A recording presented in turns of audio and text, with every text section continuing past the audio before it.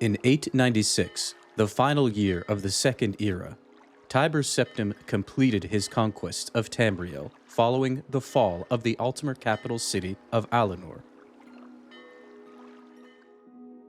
Emperor Tiber Septim, with no more lands to conquer, would declare the start of both the Third Era and the Third Empire of Man. While it is one thing to conquer an empire, it is an entirely different challenge to preserve it. One must maintain the security and prosperity of its constituents if they are to be content and docile enough to be ruled by foreign emperors. This is a never-ending endeavor that requires constant attention, in which a single ruler alone cannot surmount, no matter how effective. It requires careful coordination of all aspects of government, both civil and martial. One of the most important contributors to this operation is the Imperial Navy. Not solely an arm of offensive power projection, the Imperial Navy plays a pivotal role in politics and commerce, none more so than the West Navy. If you find yourself enjoying this video, consider liking, subscribing, and leaving a comment. If you'd like to support my work, also consider checking out my Patreon page, where you can influence future topics as well as access bonus content. Shout out to the curate level patron, Brandy Hutzel, who made the singular vote to determine the next video topic. And finally, check out Tamriel Rebuilt and Project Tamriel. These projects have done an amazing job in expanding the world building of Elder Scrolls, and much of my content is based off of their work.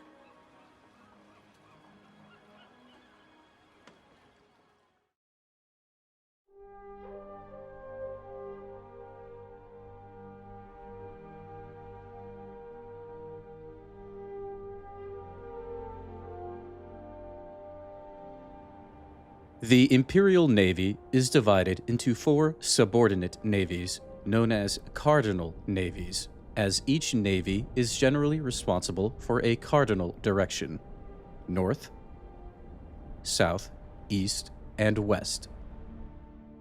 The North Navy, based out of Skyrim, patrols the Sea of Ghosts, a treacherous body of water shrouded in frigid mist, bestrewn with icebergs and glaciers. The East Navy, perhaps best known for its valiant effort in the futile invasion of Akavir, watches over the coasts of Morrowind, Blackmarsh, and the Imperial Islands of the Patamaic Ocean. The South Navy, sometimes referred to as the Home Navy, is responsible for the Niben Bay in the Imperial Heartland, as well as the larger ocean beyond the Topal Sea around the southern coasts of Elsewhere, Valenwood, and southwestern Blackmarsh. And finally, there is the West Navy, which will be our focus today, which has the largest and possibly most complex responsibilities of all the cardinal navies.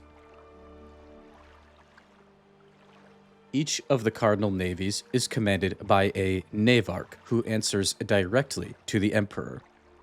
Subordinate to the cardinal navy is a number of fleets, each fleet being commanded by an admiral. Most admirals are responsible for operations over a portion of the waters of the cardinal navy, but admirals may also act as second-in-command to navarchs, naval advisors to nobles, or have commands over large land-based coastal fort garrisons. Under the admirals serve the commodores. Commodores command a squadron, a subdivision of ships within each fleet. Below the commodores are the captains, typically in charge of an individual vessel. This could be a wide range of commands, from small cutters to large war galleons. While the masters of these vessels are all captains alike, being posted to galleons is considered a more prestigious command and indicative of future promotion to Navy High Command. Next, we have the commander rank, probably one of the rarer officer billets in the Navy. Commanders serve as the second in command on larger ships, but is also a sort of honorary rank given to nobles or other prominent people associated with the Navy, but not in active service. Navy lieutenants make up the majority of the Navy's officer corps. Lieutenants lead details of enlisted men in day-to-day operations and combat duties. This rank is also bestowed to various specialists serving in the Navy: cartographers, astrologers, administrators, trainers, etc. The lowest of the officer ranks is the ensign. Ensigns act as aides for higher-ranking officers and is a common rank for fortress garrison officers. Commanded by these officers are the enlisted men. Midshipmen is the highest enlisted rank. They're often responsible for leading a small group of men under a lieutenant's subdivision and have specific roles on a ship, such as helmsman, signaler, or sailmaker. This rank is also often held by officers in training and naval battle mages. The next enlisted rank is mariner. This is the rank and file of the Imperial Navy. Mariners perform a wide range of duties on a ship or fortress garrison, from cooking to sailing, smithing, security, lookout, and of course, combat details. And lastly, we have the lowly deckhands. Deckhands perform the most menial tasks on a ship or in a fort: loading cargo, scrubbing the decks, manning the capstan, all duties that don't require the education, training, or experience necessary for sailing and fighting.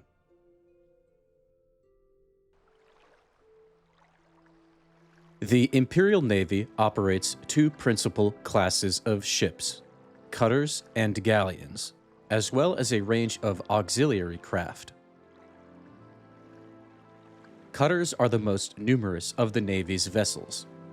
These single-deck ships that carry a small complement of sailors are cheap and easy to produce.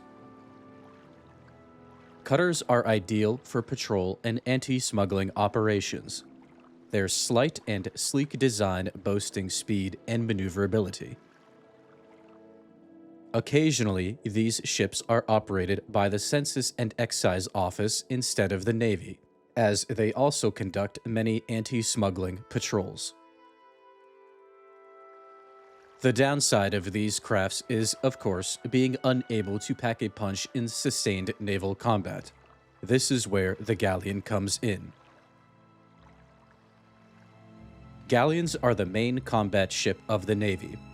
They can come in a variety of sizes, but are always multi-decked ships with a large crew complement. Due to the exorbitant price and complexity of galleons, each fleet may only have a handful of these vessels seaworthy at any given time. However, a single galleon can sway any campaign when commanded by a bold and able captain. The Navy also operates a number of auxiliary ships that don't really fit into the cutter or galleon classification. Barges, clippers, sloops, yachts, and everything in between fulfill supplementary roles, be it transporting supplies, Legion troops, prisoners, VIPs, etc. Speaking of VIPs, the Imperial Navy also operates a small number of airships used for VIP transport. Magical teleportation can get unreliable over long distances.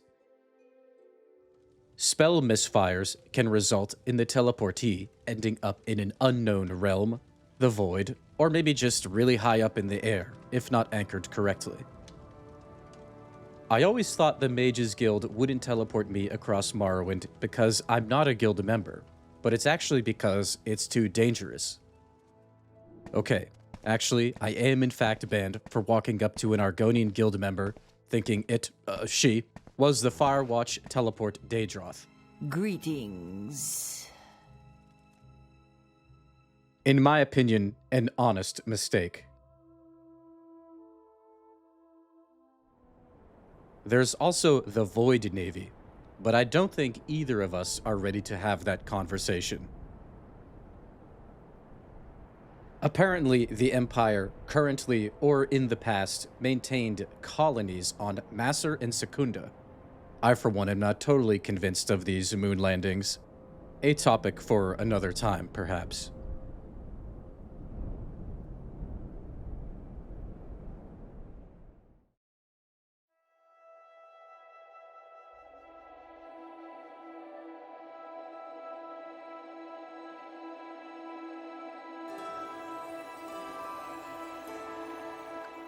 As it was alluded to earlier, the West Navy perhaps has the most complex and interesting role of any of the cardinal navies.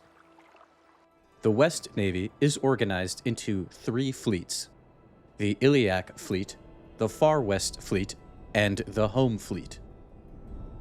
The Iliac Fleet, based in the city of Wayrest, defends the coast of High Rock and Hammerfell, but also keeps a watch over any potential interprovincial naval confrontations between them both. As we'll see more and more, the duties of the Navy are not to just defend from pirates or external threats, but to maintain the stability between the Empire's various polities. The Far West Fleet is the smallest of the West Navy's fleets. At the height of the Third Era, the fleet once had bases as far west as Yakuta, but today is reduced to only a small number of bases in the Etheric Ocean. As the name suggests, the Far West Fleet patrols the coasts of these far-flung western islands still under Imperial control, as well as acting as a sort of tripwire warning for any sudden threat that would attack western Tamriel. The Home Fleet is the largest in the West Navy and has two main areas of responsibility. The first area of operations is the Abecette Sea. In the past a fairly stable posting, the Abecette Sea is now increasingly a target of pirates and several other rising threats. In the business we call that a tease, we'll be talking about these challenges. Are you even listening to me? The Home Fleet's secondary mission is patrolling the Blue Divide, a strait between the Somerset Isles and Valenwood. To patrol these waters, the Home Fleet is further divided into 5 squadrons, each led by a commodore. In addition to these squadrons, the Home Fleet, like all others in the West Navy, operate various coastal fortresses. These forts serve as bases for ships from which they can sally to interdict any seaborne threat with a safe haven to return to for rest and refit. Furthermore, the garrisons of these coastal forts can serve as a quick reactionary force to any invading army. Hostile forces landing on Tamriel's coast will have to waste time and resources besieging local naval forts to secure any beachhead. Well, in theory, this is all possible if the forts are manned. As we'll come to see, the budget cuts have hit the fort network hard. The final role of forts is, of course, for command and control. The Navy needs land-based locations where command, intelligence, logistical, and administrative elements can operate from, and the city of Anvil in Cyrodiil hosts one of the most important of these forts.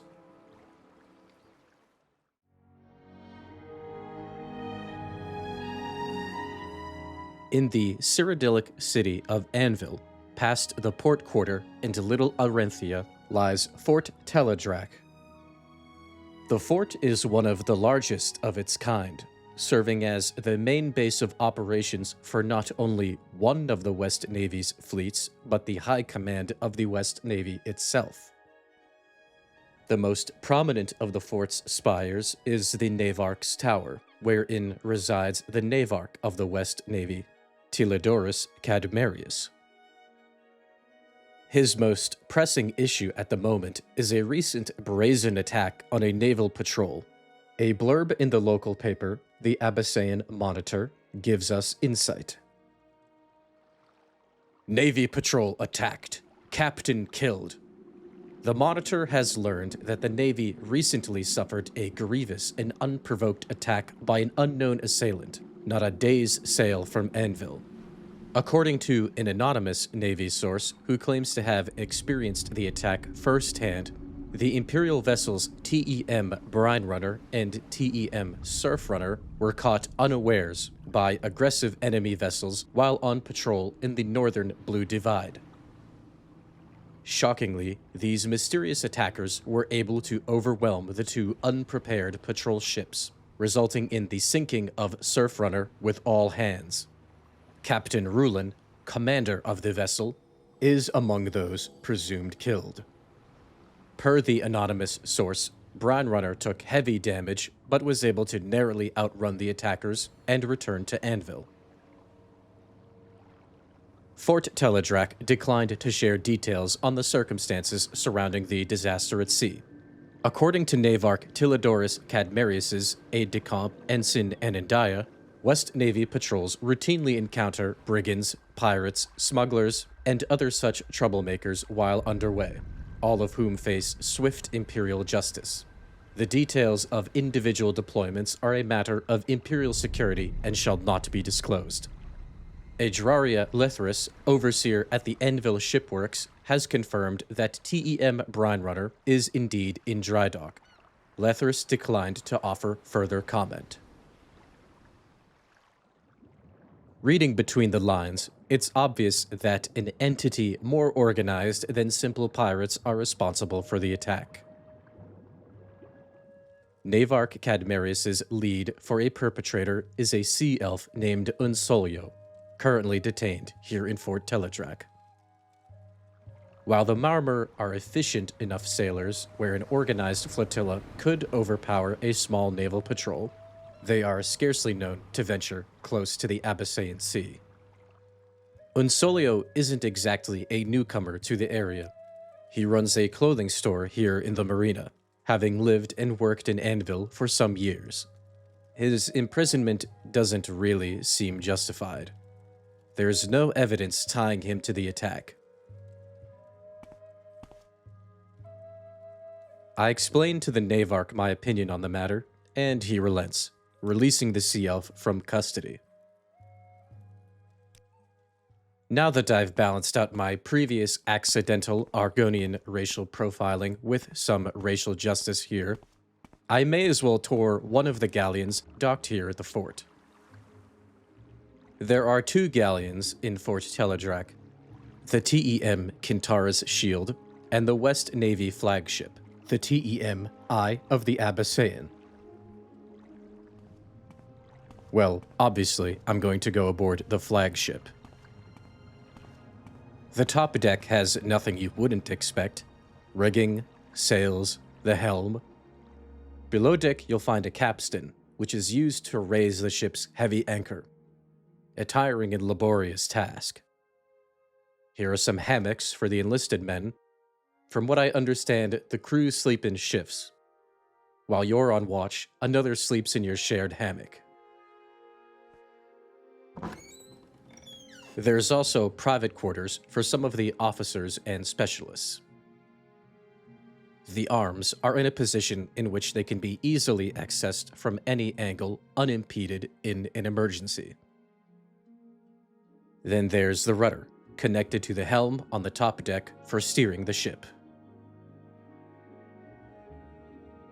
On the bottom deck, there is, of course, more storage, but the main attraction down here is the galley. You also have what appears to be a boarding plank and a gear repair area. And of course, there's the ballast. Basically just a bunch of stones to help with stability. Excuse you.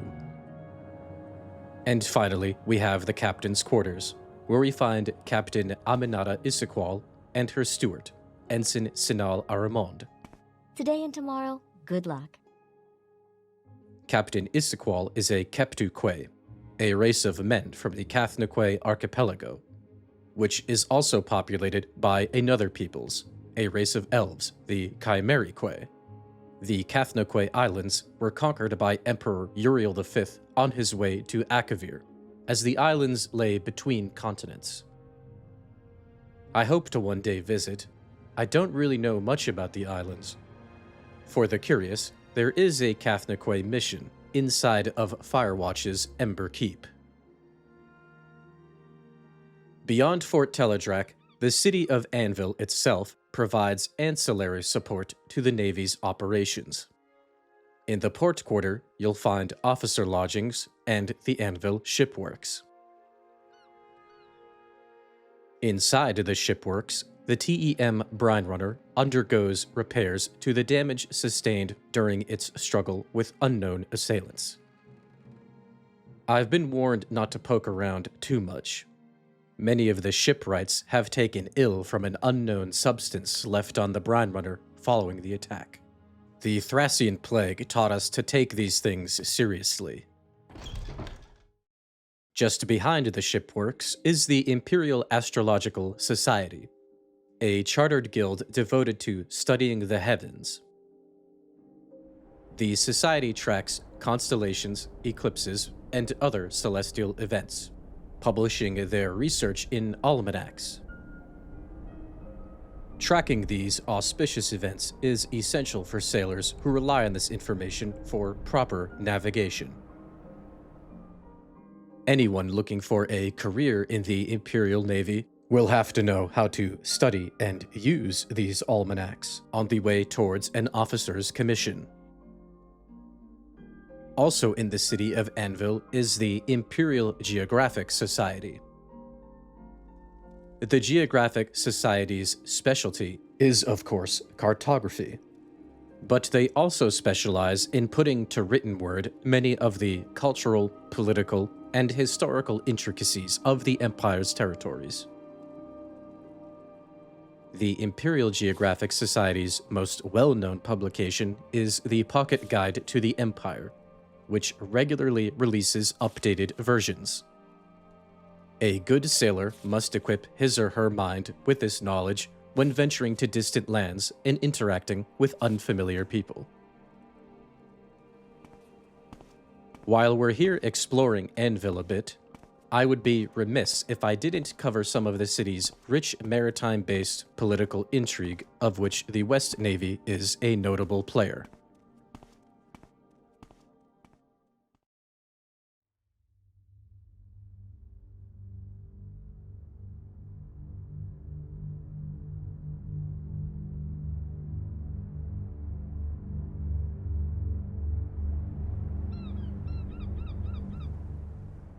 As mentioned previously, the job of the Navy is as much political as it is martial. Well, the home fleet of the West Navy is an exemplar of this notion.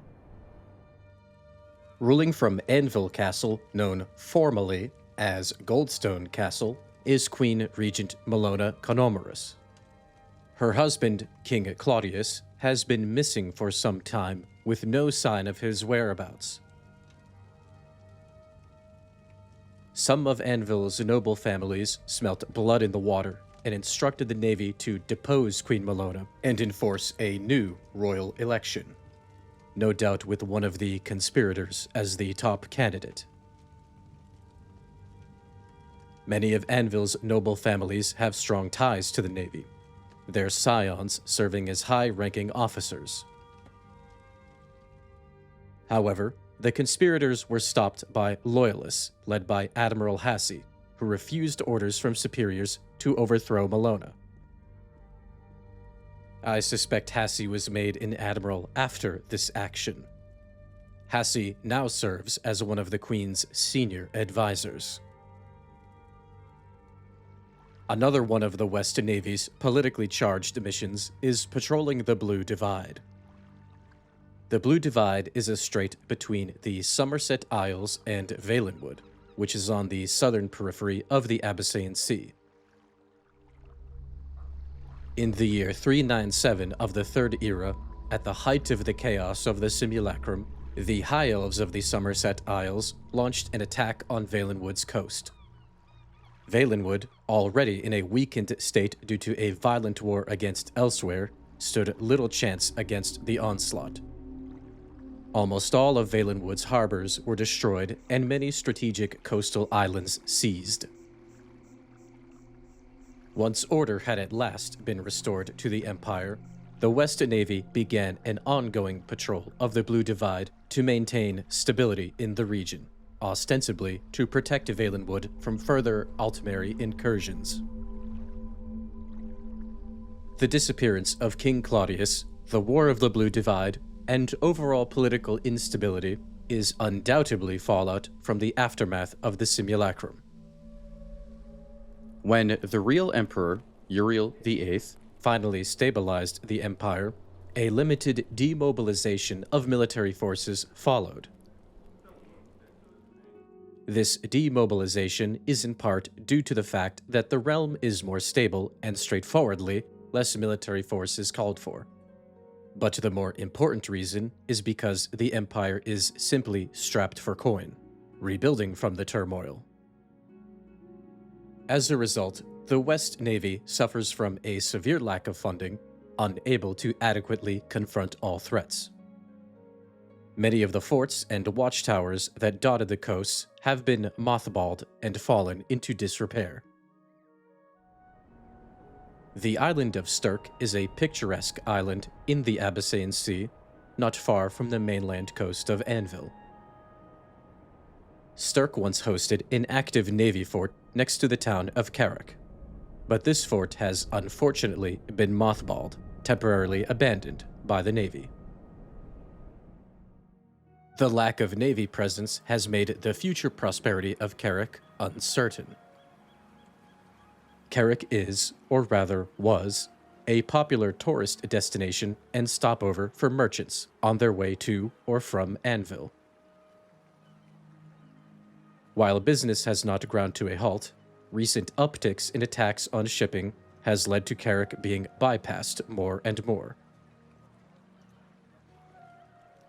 Without a naval patrol, Carrick is no longer a safe haven, one of the many communities afflicted by the Navy's restricted operations due to recent challenges. I took the time to do a bit of schmoozing in sailor bars for more insight, as there's more to the story here than just a simple uptick in rogue piracy. And honestly, they're some of the most uncouth people you'll ever encounter, but they certainly know a lot of rumors. These rumors, of course, are often blown way out of proportion, but there's always a kernel of truth to these tall tales worth seeking.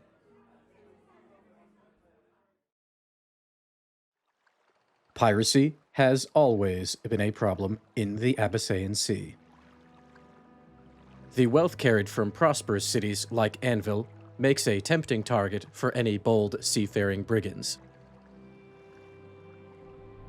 As we already know, in times past, the West Navy would protect the sea lanes from danger, but recent developments have scaled this mission back considerably. Attacks in shipping have risen, but it is not just the number of attacks that is worth concern, but the effectiveness. In a report from the Abecette Monitor, a private merchant vessel, the Emperor Cassinder, has failed to reach its destination, without so much as a trace of its current disposition, the latest in a string of recent ship disappearances.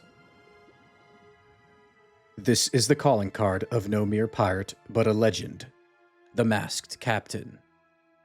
Not much is known about the Masked Captain or his ship, the Crypsis. He strikes and leaves no trace behind, the victim's ship often going down with all hands, the Crypsis sailing to a far-off haven before the Navy can even catch a whiff of its trail. The Masked Captain's targets do not solely consist of trade ships, but also Navy warships. Not mere cutters either, but fully armed war galleons. The TEM Red Tempest was attacked and sunk by the Masked Captain in the waters north of Sturk. The attack was swift and brutal, the Red Tempest and her crew quickly overpowered by their adversaries. The only reason we even know the details of the attack is because the Red Tempest's captain, Mondrillion, escaped the attack using teleportation magic, abandoning his crew to the mercy of the Crypsis. Make of that decision what you will. I would say a captain ought to share the same fate as their crew. But maybe there is some value in the intel gained on the masked captain from this attack. As if the Navy didn't already have enough problems, an old enemy thought to be passive has also made a resurgence in the region.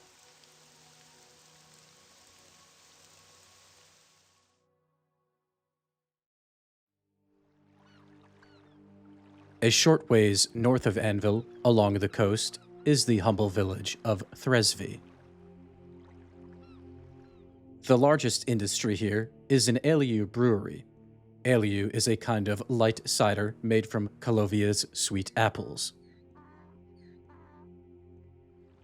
The residents of Thresvi, not employed by the brewery, make simple livings as fishermen. And herein lies a growing concern, once again tied to a lack of Imperial naval presence. There have been increased dreg attacks on local fishermen. Dreg are an ancient, aquatic, and intelligent race of beast folk, resembling a chimeric mix of human, crab, and octopus. Dreg under normal circumstances are rarely this bold. Instead of attacking fishermen, they may instead cut open a fishing net to steal a catch, if not avoid the fishermen entirely. However, they are known to act more aggressively to outsiders when in the vicinity of a hive. With no West Navy patrol to keep the Abecette dreg further out at sea, they have set up hives closer to the shore. So close, in fact, that many of Thresvi's fishermen no longer dare to even go to sea, but instead cast their nets from shore. Regrettably, this is not nearly as efficient as fishing on the sea, but a meager catch is still preferable to being dragged under to a dreg hive. The dreg are not to be underestimated. Legends say in a past Kalpa, they once ruled over Mundus at the service of Molag Bal, and in our times have been known to organize into sophisticated political entities, engaging in war and diplomacy with our familiar land-based civilizations. If it is true that a dreg hive has been built in the waters outside Thresvi, it would take someone of great power to vanquish the Hive Queen and dispatch the colony. Exposing oneself to Anvil's maritime culture will put you on to someone of great power. From the murmurs of sailors and whispers of beggars, an old legend prophesied to return to save Anvil when she needs it most.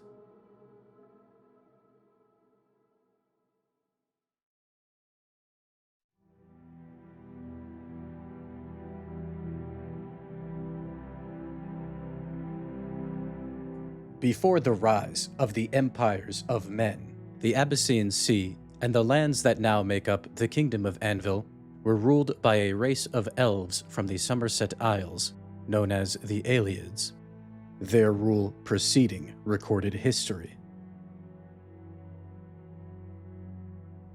Following the Elysian Rebellion of First Era 242, Aelid rule over western Cyrodiil's coast was consequently toppled by Calovian and Nordic rebels. The leaders of these rebel bands would establish themselves as the Shore Kings and rule these lands around the Abecette Sea for nearly 2,000 years. In 2200 of the First Era, Tamriel would be struck by the Thracian Plague, a disease deliberately created and spread by the Sload of Thrace that devastated Tamriel.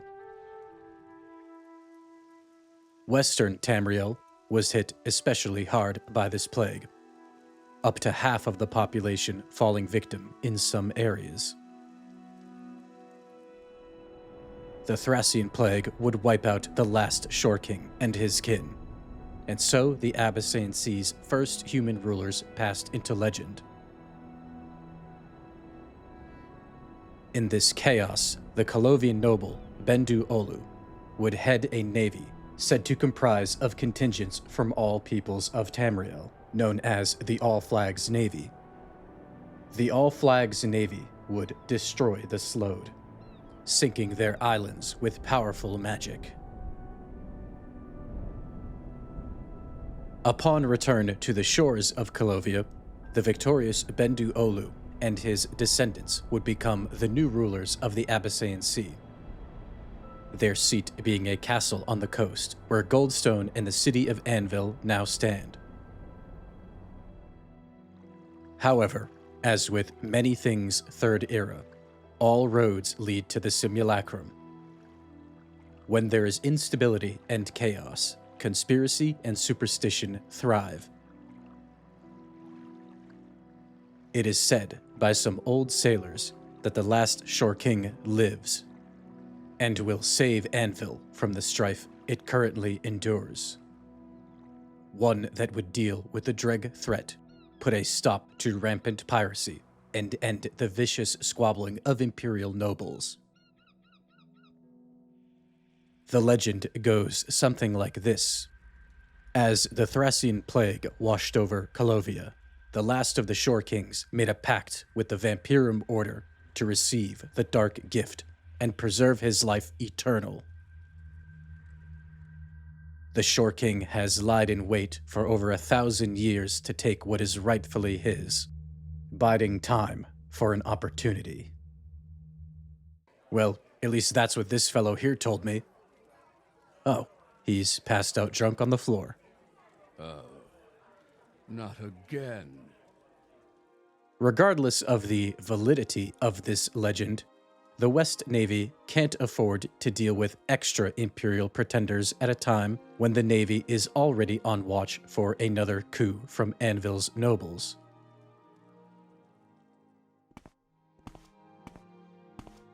I do wonder if there's a connection, but it's not really my place to get involved in palace intrigue. And with that, I would say my work here today is done. I haven't been able to contain my excitement about this place since reaching Anvil. Finally, I can check out the finest gambling establishment this side of the Nibbin River, the Abecette.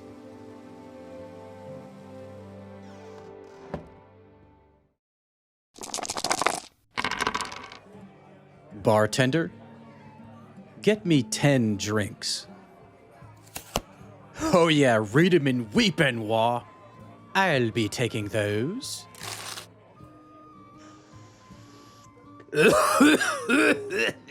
Yeah, I love gambling. Do you mind? Think it'll rain? Oh, sorry, bald lady. Wrong room. Are you here to start trouble, or are you just stupid?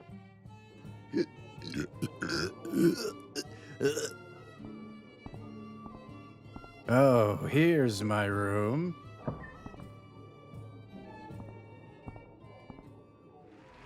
Ah, what the? Ah, stop it. Ah.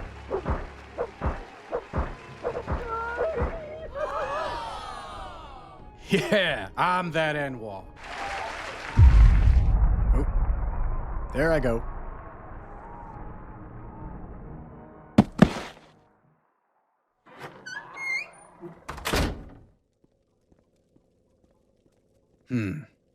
Interesting.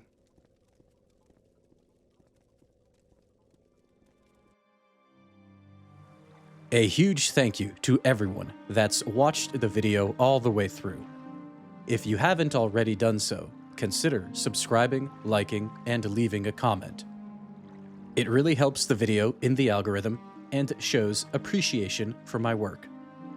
Check out my Patreon if you'd like to support me even more. You'll get to vote on upcoming video topics and get access to other nuggets when I have them. Thank you again, and I'll be back soon.